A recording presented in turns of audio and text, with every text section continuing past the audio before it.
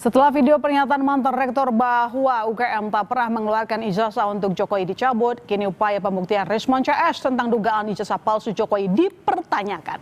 Akankah ditariknya ucapan Profesor Sofyan Effendi itu akan menyeret Rismon pada dugaan penghasutan dan pencemaran nama baik Jokowi?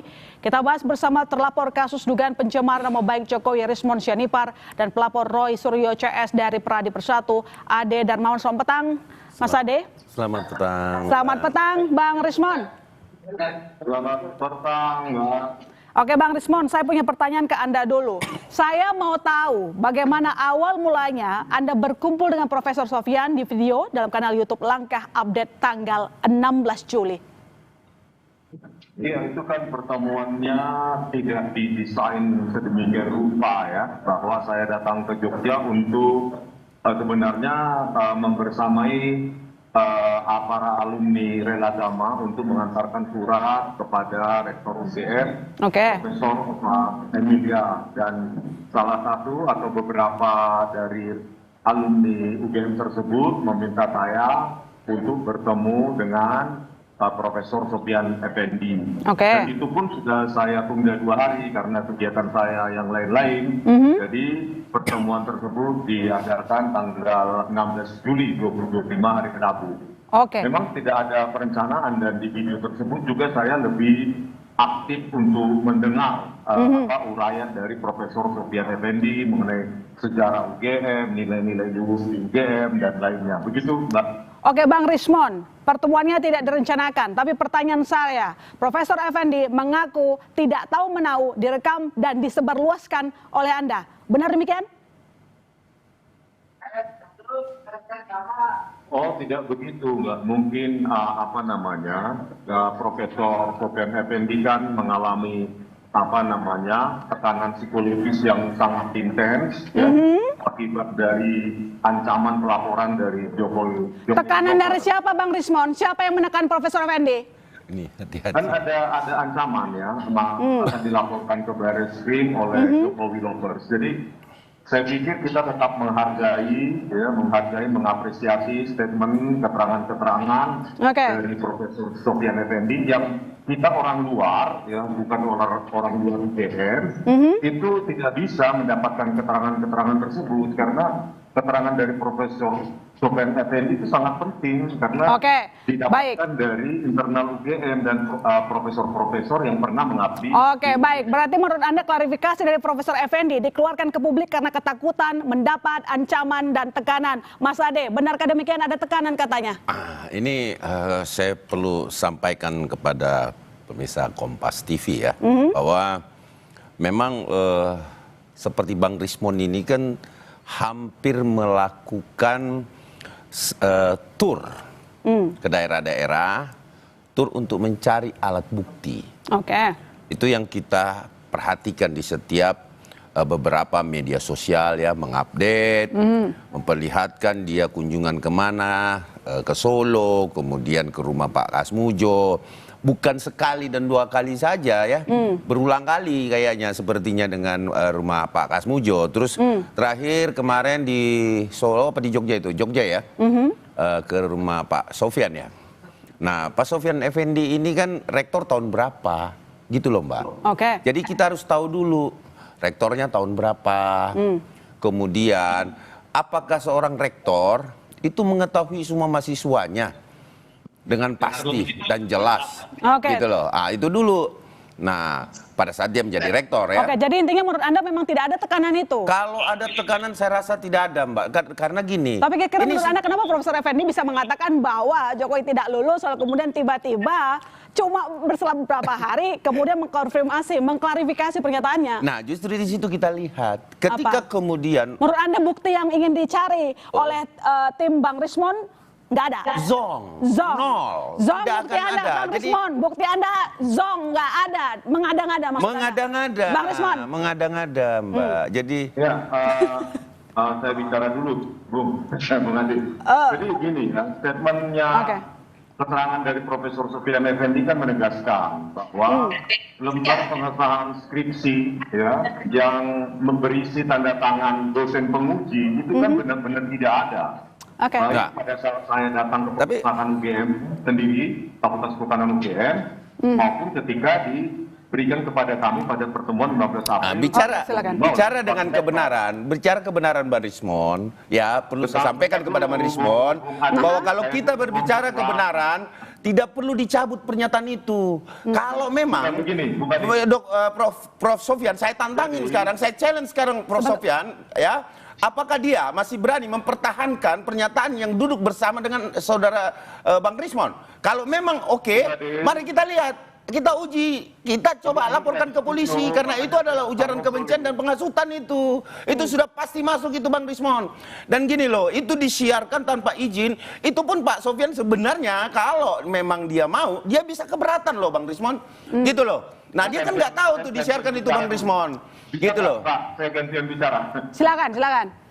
Bang Rismon. Ya, jadi kan berkesesuaian bahwa keterangan Pak Profesor Sofyan Effendi, skripsi tersebut tidak pernah diuji, terbukti secara materi, tidak ada lembar pengesahan penguji di situ, berkesesuaian. Itu kan menurut Bang Rismon. Bentar dulu Bung Adi. Anda saya biarkan kok malah apa ya? Iya, enggak. Nah, Jadi kita bicara kebenaran Bang Rismon. ada apa namanya keterangan juga dari Profesor Sofyan Effendi bahwa terdaftar sebagai sarjana muda dan di Universitas Gadjah Mada itu memang ada 4 semester ya seleksi. Kalau di IPK di bawah 2 sesuai dengan keterangan Pak Joko Widodo itu di UI itu kan memang tidak lulus begitu tuh. Artinya depo. Jadi memang semua kan berkesesuaian dan Bung Adi tolong jangan mengancam-ancam rektor kami. Ya, Nah, kami tidak mengancam rektor saudara, tetapi kita challenge. Kalau memang, kalau ini kebenaran Bang Rismon, kalau kita berbicara kebenaran Bang Rismon, tidak ada ancaman di situ. Kalau memang benar, ya ini Bang Rismon, kalau memang benar bahwa Pak Sofyan Effendi mengetahui semua dan bisa mengadakan bukti-bukti itu, baik saksi-saksi dan lain sebagainya, kenapa takut? Nggak usah dicabut. Kita coba adukan ke polisi. Oke. Gitu loh. Jadi Bang Rismon, sebenarnya kita kembali ke pertanyaan awal saya tadi. Sebenarnya Prof Effendi itu tahu tidak direkam dan tahu tidak bahwa akan Anda sebarluaskan? Oh iya, Mbak. Oke, tahu. Sangat tahu karena Tapi pernyataannya berbeda. itu yang ada di situ kan bukan hanya saya saja, ada alumni UGM juga 2 orang di sebelah kiri. Itu kan salah 2 orang dari Relagama. Jadi mereka bisa mengatakan yang sesungguhnya. Tetapi kan kita harus mengapresiasi bahwa Profesor Sofyan Effendi ini sudah berusia 80 tahun. Ketika mendengar ada ancaman akan dilaporkan ke Barreskrim, kita harus paham bahwa profesor ini kan pemikir ya, penulis buku, pemikir. Tidak mungkin ya seorang profesor dalam 1 kali 24 jam itu mengubah pembicaraannya kalau tidak ada sesuatu. Jadi Bang Rismon memang punya saksi-saksi bahwa saat itu Prof Effendi tahu direkam, tahu akan disebarluaskan. Punya ya Bang? Iya, ada 2 orang yang ada di dalam video, ada 5-7 orang di belakang kamera. Oke, Mas Ade. Saya pikir kita harus tunggu saja dulu Profesor Sofyan Effendi untuk menemukan waktunya, menenangkan dirinya, sehingga nanti bisa mengatakan yang sesungguhnya, begitu. Oke, Mas Ade, sampai sekarang kita bergeser ke penetapan tersangka di kasus update Polda sudah ada belum ya? Ini saat ini tadi itu untuk pelapor dari kita, itu kami sudah memberikan keterangan 2 sampai 3 orang. Tadi udah selesai memberikan keterangan, tapi kalau ditanyakan bahwa kapan penetapan tersangka, saya rasa itu pada saat mungkin biasanya yang terjadi itu pada saat pemeriksaan dari telapor, kemudian nanti naik status. Saya rasa sedikit lagi sih, karena kita masih ada 8 atau 9. Oh, 8 atau 9. Kalau begitu saya bertanya yang lain deh kalau begitu. Ini kan kita lihat kemarin rilis UGM, menyatakan, saya bacakan ya, Mas. Kami menyayangkan pihak-pihak yang telah menggiring beliau untuk menyampaikan opini yang keliru dan tidak berdasar. Apakah ini bisa dikenai pidana penghasutan? Bisa. Karena begini, korban penghasutannya, walaupun itu berlangsung penghasutan itu hanya beberapa jam, tetapi faktanya terhasut. Gini loh, bahwa ketika saya melihat Prof. Effendi menyatakan itu di sesuatu kanal di YouTube ya, itu dia menyampaikan beberapa jam setelah itu ya, itu kemudian ada pencabutan. Nah, kita lihat Rens, karena peristiwa terjadinya penghasutan itu hanya beberapa jam terjadi dan itu bisa saja kalau memang ada niat-niat teman-teman untuk melakukan pelaporan lagi terkait penghasutan ini bisa dengan bukti yang ada. Tetapi yang membuat kami sayangkan adalah Bang Rismon tidak berhenti untuk melibatkan orang lain di sini. Maksud saya, Bang Rismon ikuti proses hukum. Saya sangat yakin betul ketika seorang Rismon Senipar tidak bersalah, tidak mungkin dilakukan penahanan atau tidak mungkin menjadikan tersangka. Itu yang saya, jadi jangan terlalu prematur, terlalu maju, terlalu takut. Apa sih yang ditakutkan atau benar salah dalam penelitian Roy Suryo ataukah Bang Rismon juga terhasut oleh Roy Suryo? Itu persoalannya gitu loh. Ya kan? Atau Bang Rismon yang menghasut Roy Suryo, ini kan kita harus lihat nih. Nah, pembuktian sangat mudah nanti di pengadilan. Ada kesaksian kesaksian itu yang akan dipisah-pisah mereka. Nah, kita lihat dari mana nih? Misalkan sumbernya dari Bang Rismon duluan. Nanti tunjuk-tunjukan tuh. Nah, kita lihat aja nanti. Buktinya gitu loh. Bang Rismon, dengan pencabutan pernyataan Prof. Effendi, apakah ini menghilangkan salah satu bukti utama Anda? Oh, ini cuma bukti pendukung ya, berdasarkan kajian bukti pendukung dan berkesesuaian dengan keterangan Profesor Sofyan Effendi. Dan Bung Adin, kami tidak takut ya, jangan mengiring bahwa kami takut. Kami mematuhi panggilan ataupun undangan klarifikasi Polda Metro Jaya. Dan saya telah melaporkan Joko Widodo atas dugaan penyebaran berita bohong terkait keterangan Pak Kasmujo. Jadi Pak Jokowi juga harus tunduk dan patuh pada undang-undang dan peraturan hukum di bawahnya. Dan saya juga berencana akan melaporkan Joko Widodo atas penyebaran berita bohong terkait jurusan teknologi kayu UGM yang tidak pernah ada. Dan saya juga akan melaporkan dugaan instruksi palsu di Polda DIY. Ketiga laporan itu akan saya lakukan. Nah, itu silakan. Itu langkah hukum, Bang. Jokowi harus mengikuti peraturan perundang-undangan yang berlaku. Oh iya, itu pasti Bang Rismon. Cuman yang saya sayangkan kepada Bang Rismon ini adalah kenapa sih mencari.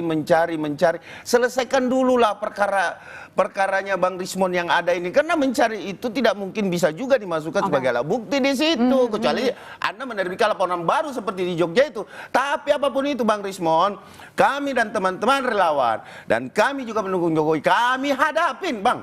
Apapun itu, karena kami tahu bahwa seorang Bapak Insinyur Joko Widodo dan tidak mungkin mau berani untuk memasukkan ijazahnya pada saat Pilpres, Gubernur dan Wali Kota. Bang Rismon siap diladeni, Bang. Kita fight, Bang Rismon. Ya, saya kemarin ke KPUD Solo ya, bertemu dengan. Nah, itu kan nyari lagi, Bang Rismon kan nyari lagi, Bang.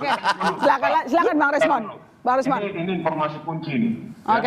Dengan Ketua KPUD Solo saat itu Justinus Arya, ya, Bapak itu menekankan bahwa di dalam berkas pencalonan wali kota 2005 itu tidak didapati berkas acara pemeriksaan atau berkas acara verifikasi antara UGM dengan KPUD Solo. Jadi tidak ada diverifikasi ijazah fotokopi legalisir yang dipakai oleh saat awal kos. Laporkan KPU dong. Jangan Bapak Jokowi yang Anda laporkan, salah alamat itu. Yang Anda laporkan KPU dong. Kan begitu, yang tidak memverifikasi.